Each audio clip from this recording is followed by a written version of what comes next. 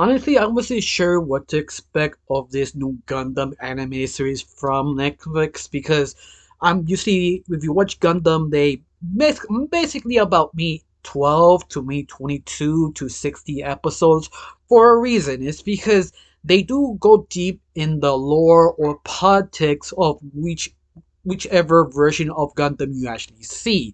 And I'm sort of surprised with just 6 episodes. Yeah, I was sort of wondering they can pull it off under 6. To be fair, they had done it before. They did OVAs to 2 3 episodes. And you see, they done movies also. They actually can tell a grand story of a few minutes. But besides that, I also was surprised it was sort of CGI because usually the mainline Gundam they don't do CGI. Usually they're all traditional 2D animation. But this is sort of kind of the first time they go CGI. Usually when they go CGI, it's because they attempted to sell the toys for little kids, and that's it. Because the main audience is all adults who watch Gundam. If they go CGI, just to sort of give you a nod or a hint, oh, this is for little kids. This is sell the toys. But no, this one actually is for the whole fan base. Yeah, also wondering if this is actually is the main timeline of Gundam or not. I'm not really sure because the CGI kind of threw me off. He also the story of this is not long or complicated. It's a fact it's kind of simple. Yeah, that's the thing. Kind of took me a little bit because usually they do kind of complicated storytelling of politics and how war is bad and how people be used, and this one does similar, but they did something so simple that allowed them to execute everything they needed to. Even that, I kind of wish there was a little tad longer, added me 3 more episodes to just to get to know better the characters because they do sacrifice some development, but not enough to actually need the other 3 episodes or 4 episodes to make him be relatable or understand why they're in war. Because at the very end, this is against war. All the whole franchise. Even that the fan base sort of overlooked the reason why Gundam is created, just to say war is bad. And that's why you have a meme of Gundams of fans saying, "Oh, machines are badass," and the franchise keeps saying, "War is bad. They can fly." It's got running gag in the fandom just using that meme specifically. But other than that, how was this? It was actually pretty good. I mean, once more, I kind of wish they have more episodes, but it was good. The CGI was so surprisingly well handled. Even that I did felt some the body moving of some characters feel too much movement in a way. The best way to describe it. If you don't know what I'm talking about, I feel they use live action actors to perform their scripts, and they basically reanimate over them. It's like a simple technique using animation, but the only problem is that the actors or people has to have it keep moving. Even they stop or try not to move, they have that sort of wave. And that's the thing. You can tell not all the time. Just sort of specific moments in a scene, a character moving too much. And once more, I think they just reanimate the real actor over them, in other words. And that's fine if you don't catch if you cannot tell that actually is happening. When I first watch a lot of anime, I can tell this is a sort of issue they have. But all that it doesn't ruin the whole fun or anything. Now, before I actually get started, my name is Rachel. I like to talk about animation. I like to do reviews, first impressions, cartoon theories, and sometimes, if I have some spare time, cartoon breaking news. Of course, you like how it's going, you like to help my channel, you put a like, comment, and subscribe. That's the only thing you need to do if you want to help. If not, that's fine. If you do, thank you. Because of you, I'm getting close to my main goal of 2,000 subscribers. And yes, I am getting close. Every single day, that people put like, comment, and share. Thank you. Now, let's get started of this new anime Gundam from Netflix. Now let's get started. Now, how this anime starts, it's all about this small kind of platoon taking down a city, specifically a main headquarters of the enemy. But the only problem is they getting slaughtered, so they call this special squad called the Red Wolves. And the Red Wolves are basically well implemented in war, so they're glad they have on their side to shift the battle. But this is the thing: the main leader or the captain felt there's something wrong after they finished the battlefield, that she doesn't really felt this was easy. You feel something was off and she cannot put her finger, till they decide to just chill and just rest for a second to recuperate and move on to the next battlefield. But till someone attacked them, eliminate everyone except for the Red Wolves.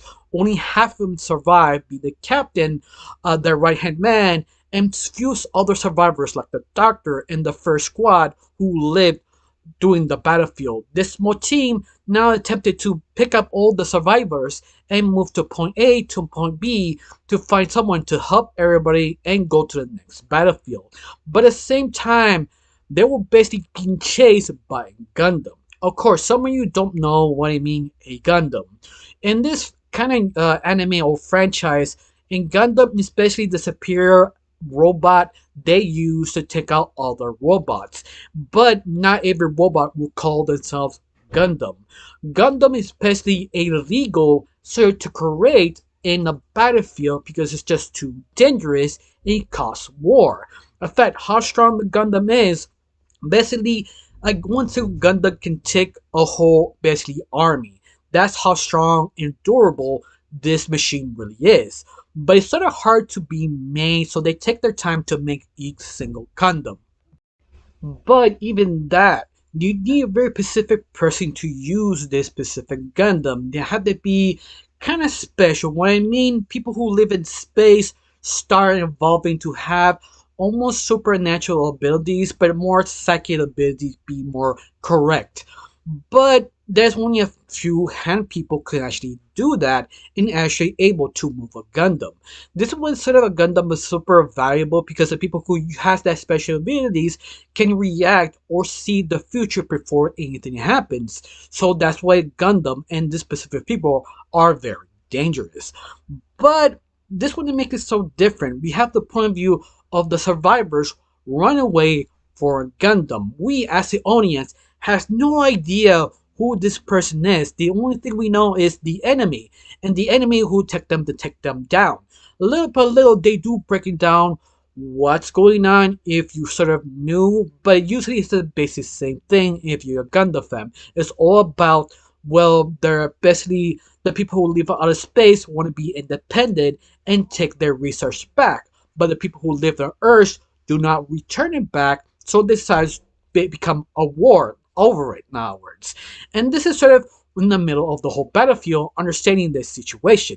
We don't know how it went down, who says what, what is not. It's all about the captain and the group figuring out what to do next. And I think this one of the smartest thing is not explaining because they only have 6 episodes.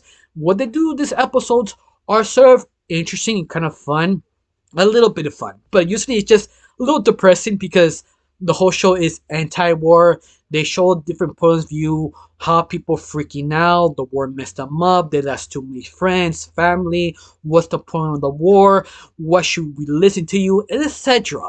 And that's what usually what Gundam main for, but this one feel a little different is because it's just a bunch of group of people who tempted to go back home, specifically a base so they can move back in space.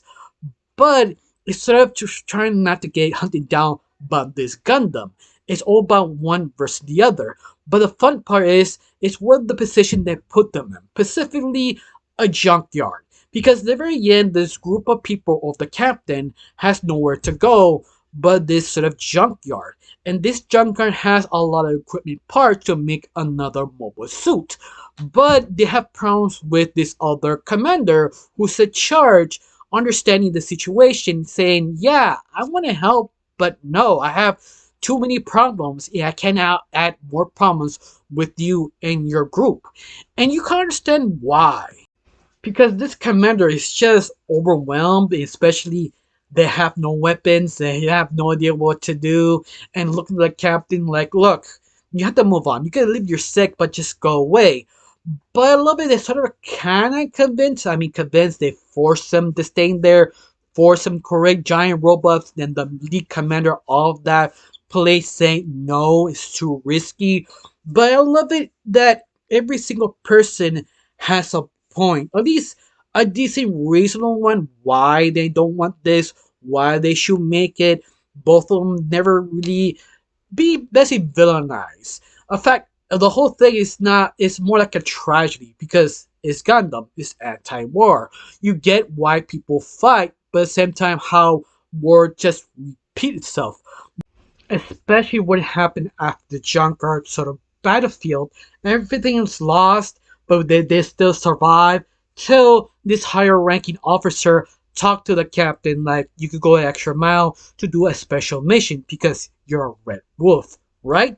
And the captain say, yeah, sure, almost dazed and tired, like here we go again. Yeah, you felt that side that she gotta risk even more her people just to get a special equipment because the enemy has a special Gundam who can actually do more damage. Steal the Gundam, they have the edge of the battlefield. And you just felt for her so hard. Like you lost so much and yet they lose so much more because they want to win the war but still questioning this is even worth it. At the very end, no. You seen what happened in the end of this series? Not really. Like nobody actually wins. But instead of the interesting thing they did to this specific anime, make it kind of enjoyable, especially the CGI. The CGI, how they use it for the battlefield, how they fight, feels so much better movement, more better tactical ways to use the camera because it's more easier than 2D. Because 2D and CG had their weaknesses and had their strengths.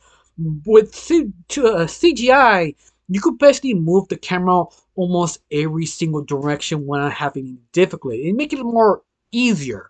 In 2D, you could do the same thing, but you have to draw everything, every single thing over and over again. In CGI, when you did it, it's done. So you don't have to work twice as hard. They can actually put more time of how the fight scene actually work. You know what? It completely works super well. Of course, I have to admit the graphics were good, but they have moments like, yeah, need some polish here and there. But I don't know, it's maybe because they feel the actors use real people. They try to be too realistic. It kind of works. If not, it must feel I was sort of seeing a video game cutscene. And it's not a bad thing, but it just sort of kind of take you out of piss for a second or two. Not all the time, just once in a while. But all of that, it was interesting, especially was the captain trying to best survive because this is a simple story. You don't have to go that deep, but you understand why they turned away. Try and question what this Gundam is afterwards. What was the whole point in trying to kill every single us? It's all about the kid who used this Gundam is sort of traumatized. That sort of I hate your people because you killed my people sort of situation. And you kind of get it. You have that sort of wondering what is the whole point of this anymore. And they do go very sad moments, but it all works. Once more, I did complain. I wish they had me one or two more episodes to flesh up the characters a little bit more. But those 6 episodes, they did a great job. Even that we barely know all the characters, but you understood the situation. You will actually get into it, even that is not fully developed all the characters. The only one feel was sort of developed, especially the captain, her right hand man, and this sort of mechanic they find in the junkyard. And that's the only 3 characters are fully developed besides the antagonist in uh, the junkyard, in other words. But once more, everybody trying not to be villainified. Everybody has a point why they're supposed to do it. But other than that, I can't say much. It was pretty good. Not perfect, but Something if you're not, this is like the first time you're watching Gundam, it completely worth it because you don't need to know all the lore or anything. In fact, how you felt about this, you felt this is good or not good. Tell me down below. Let me know. I got nothing else to say. Just thank you for watching. Don't forget to subscribe and have a wonderful day. Bye.